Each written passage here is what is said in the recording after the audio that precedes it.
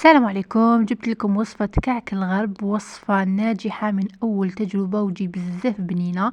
أول حاجة نسحقو مغرف كبيرة تاع زريعة البسباس، مغرف كبيرة تاع حبة حلاوة، نخلطوهم مع بعض ونضيفو لهم نصف كأس تاع ما اللي نكونو غليناه، يعني كي يلحق درجة الغليان نفرغوه فوق المزيج تاع حبة حلاوة وزريعة البسباس، نخلطوهم كيما راكم تشوفوا ونخليوهم لمدة ربع ساعة حتى يعني هذوك الزرارع يتلقوا يتنفخوا شوية وراح يتلقوا يعني المادة تاعهم.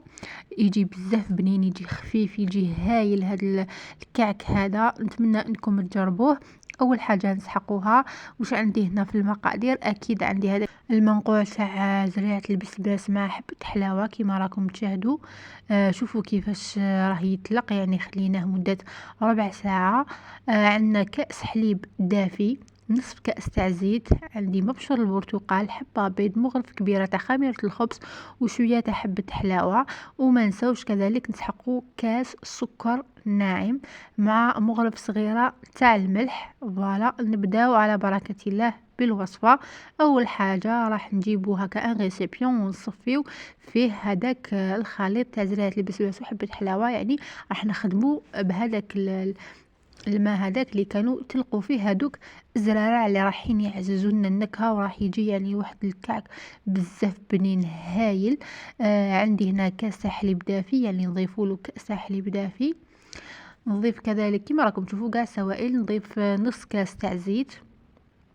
نخلط هاد المقادير هادوما مع بعض. كما قلت لكم نتمنى انكم تجربوا الوصفه، يعني وصفه ناجحه من اول تجربه وبزاف بنينه. نحط مغرف كبيره تاع خميره الخبز ونحرك اكيد. نضيف حبه تاع البيض. الوصفة هذه سهلة يعني، ماهيش يعني حتى المكونات تاوعها متوفرين، يعني تلقاوهم. عندنا هنايا حبة تاع البيض، نحرك الخليط. نضيف من بعد حوالي ملعقة صغيرة تاع مبشور البرتقال، ولا تحبوا ديروا مبشور الليمون كيما تقدروا ديروا لافاني، ولكن انا نحب بزاف مبشور البرتقال هكا في المسكوتشو ولا في المعجنات، يعني كيما البريوش والخبز وكامل يعطي بزاف يعني نكهة رائعة، سورتو هكايا للكعك والبريوش. نتمنى انكم تجربوه. ونضيف كذلك كأس مملوء تاع سكر ناعم كما تقدروا ديروا، يعني سكر كريستاليزي ولكن بالسكر الناعم يجي اخف، يعني يجي الطعم تاعو اخف، يجيكم الكعك هذاك خفيف خير من السكر هذاك العادي. ضفت كذلك رشه تاع حبه حلاوه.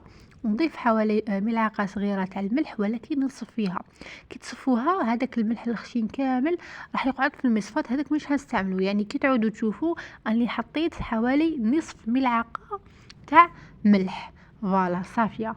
يعني انا درت ملعقه، ولكن كي صفيتها ولات حوالي نصف ملعقه فوالا تاع ملح. الا كان عندكم هذاك الملح الرقيق كامل يعني الرطب، ديروا هكا ملعقه صغيره، ما تكونش مملوءه مليح. نحرك جميع يعني المكونات، ونبدا نضيف في الفرينه تدريجيا حتى نحس بلي هذاك الخليط بدا يتلايم معايا. العجينه هنا ما لازمش تكون بزاف يابسه، وما لازمش تكون كذلك جاريه. نحاولوا نخلوها يعني طريه باش يجينا البروش تاعنا ولا الكعك تاعنا خفيف. فوالا كيما راكم تشوفوا معايا.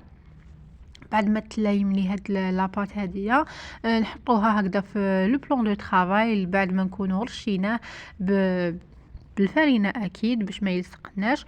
ونروحوا ندلكوه هكا حوالي نصف دقيقة، قسمه هكا يولي املس، يعني يولي ليس هذاك العجينة تاعنا. ونحطوها في ريسيبيون ونخلوها تخمر لمدة 40 دقيقة حتى لساعة كاملة إذا كان الجو بارد. بعد ما خمرت لي هاد العجينه هذه، نجي نديغازيها ونحيها من الريسيبيون تاعنا ونحطوها في لو بلون دو طرافاي. كي نحطوها هنا كيما راكم تشاهدوا نسيي يعني شكل حربوش. راح تلاحظوا معايا انها راح تجينا عجينه خفيفه و ميم طون ماهيش راح كاع تلصق. يعني شاهدوا معايا هنا كنت ما استعنتش بالفرينة. في نفس الوقت طابعتني في الخدمة، يعني عجينة راهي ناجحة 10/10. شوفوا معايا، ما درتني فرينة، ما درتني زيت في يدي ولا اي شيء، راهي وحدها ما تلصقش، وفي نفس الوقت تحسوها باللي عجينة خفيفة. جبت هكا لاكوبات وبديت نقطع العجين، يعني هاد الكمية تخرج لكم حوالي 10 خبيزات. بعد ما قطعت العجينه تاعي بهاد لاكوبات نشكلهم دوائر، كيما راكم تشوفوا هكا دوائر صغيره. نشكل كاع هاد العجينه تاعي دوائر ونحطها تكوتي. فوالا كيما قلت لكم، شوفوا ما يجي كاع يعني تلصقني في يدي ولا حتى في البلان دو طرافاي، طاوعتني في الخدمه. ما استعنت بحتى حاجه، الموجه خفيفه وهايله. قوامها رائع. هنا جبت صفار بيضاء، ضفت له قطرات من الخل هكا باش نحيلو الريحه، وخلطته بالبانسو هذه باش يعني ندهنوا الكعك تاعنا في الاخير قبل ما يدخل للفرن اكيد. والان راح تشوفوا معايا طريقه تشكيل الكعك. راح نعطيكم ابسط طريقه للتشكيل، هكذا راح تساعدكم بزاف. تجيبوا هذيك الدويره تاعكم ديريكتومون كيما راكم تشوفوا هكايا، ديروا لها ثقب في الوسط وتبداو تحلوا فيها بيدكم. من بعد ما تحلوها يعني هكا بيدكم مباشرة تحطوها في الصينية اللي راح تدخل للفرن باش تبداو تبسطوها هكذايا. خير ملي تروحوا يعني تبسطوها في البلون دو طرافاي، ومن بعد كي تجوا راح ترفدوها تلقاوها بتتخ تعوجت لكم ولا لصقات، ولا حنا باش يعني نتفاداو هذا الشيء نروحوا ديريكتومون نبسطوها في ورق الطبخ، يعني ورق الطهي هذا اللي كنا درناه في الصينيه اللي راح تدخل للفرن، ونشكلوا هذه الخطوط هذه، يعني نقطعها هكذا في الجوانب. هذا هو الشكل تاع الكعك، كعك الغرب. تحبوا تستعينوا بالمقص يعني بخاتيك احسن من السكين. انا ما كانش يعني عندي المقص، راني ندير غير بالسكين هكا. هاد الفتوحات هادوما يعني هذا هو الشكل اللي يميز كعك الغرب ولا كعك تلمسان ولا يعني منطقة الغرب كامل معروفة به، يعني وهران، مستغانم، تلمسان، مغنية كاع، يعني الغرب يعني المنطقة الغربية الجزائرية أكيد كاع معروفة بهاد الكعك هدايا. زيد وريت لكم طريقة التشكيل هكذا باش تشفاو معايا. شوفوا كيفاش راني نحل فيها بيدي بلا ما استعنت بحتى حاجة. بالنسبه للمبتدئات اون سي جامي جاتكم تلصق، تقدروا ديروا شويه زيت هكا تمسحوا بيدكم، ولكن الا طبقتوا يعني كاع تعليمات اكيد ما راكمش رايحين تضطروا تستعملوا الزيت ولا الفرينه في يدكم. فوالا كيما راكم تشوفوا تبسطوها وتكملوا الشكل تاع الكعك تاعكم. بعد ما تكملوا تشكلوا الكعك تاعكم اكيد رايحين تدهنوه بصفار البيض وترشوا عليه سواء الجلجلان سواء حبة حلاوة.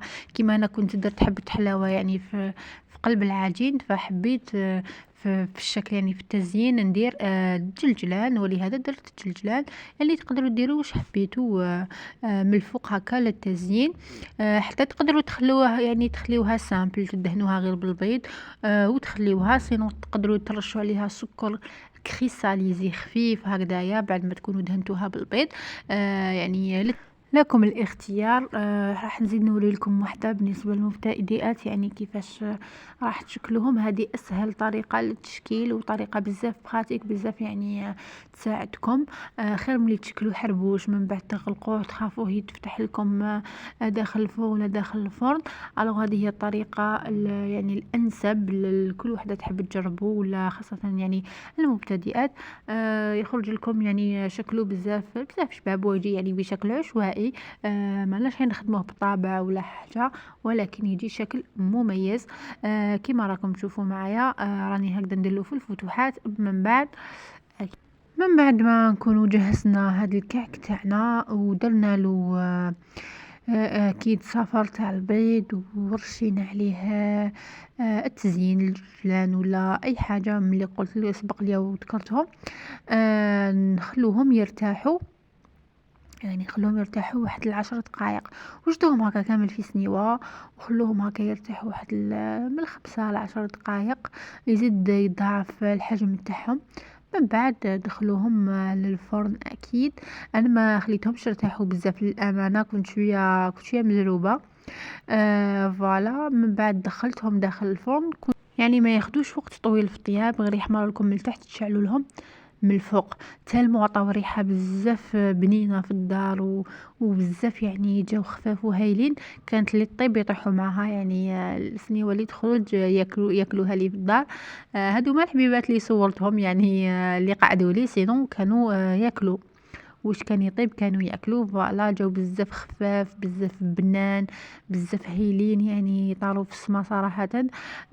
جاو بزاف هايلين. ننصحكم انكم تجربوهم. شوفوا كيفاش جات التحميرة تاعهم، شوفوا كيفاش جا الشكل تاعهم، جا هشيش جا بنين. ننصحكم انكم تجربوه ماكمش حين تندموا. خلوا لي تعليقاتكم بالنسبه للناس اللي جرباتو، بالنسبه اللي راح تجربوه. ان شاء الله تعجبكم الوصفه تاع نهار اليوم. ما تنسوش ديروا لي جيم وابوني للقناه. خلوا لي تعليقاتكم وشكرا على المتابعة. وإن شاء الله نلتقى في فيديو قادم مع وصفات جديدة مع أفكار جديدة. وإلى اللقاء. نخليكم مع هاد الصور.